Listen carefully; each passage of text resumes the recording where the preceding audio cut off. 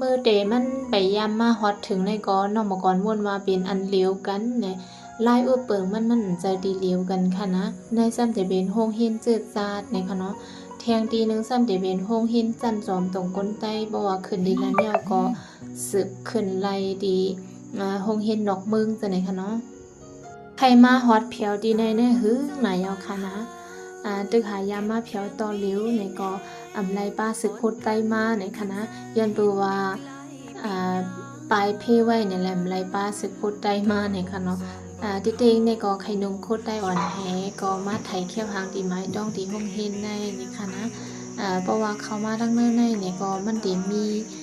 อันดีฟิงทุ่งใต้เฮากูลองจังได๋ค่ะเนาะเครื่องจะดื้อเนื้อเสริงไฟเฮาขามือกุบบอกเตาน้ำลิ้นมาแล้วก็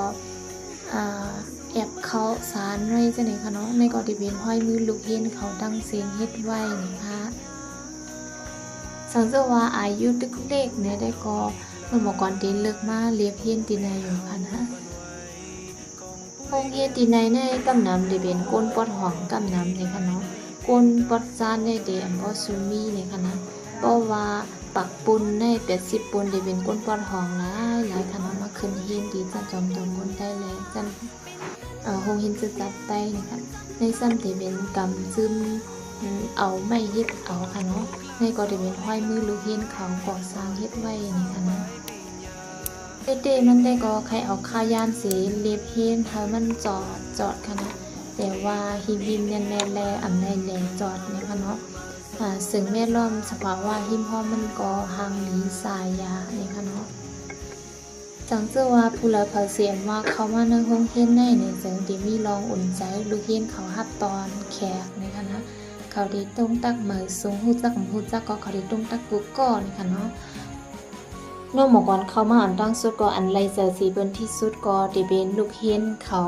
รับตอนแขกฮู้จักก็เขาได้ต้มตักว่าเหมือนสงค่าปีเขาลูกดินแล้วนะค่ะจังได๋ค่ะเนาะและเขาก็ได้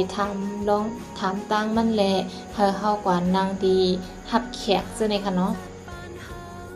ไล่หันว่ามันมีรองหญิงแงและอุ่นใจค่ะเนาะตู่เจ้าก็อำไลมาขึ้นเฮียนสิตาก็ได้คัดเจเฮาลูกหลานเนาะเด่นคือเฮามาขึ้นสอนตีนในอยู่ในค่ะเนาะวันหนึ่งมา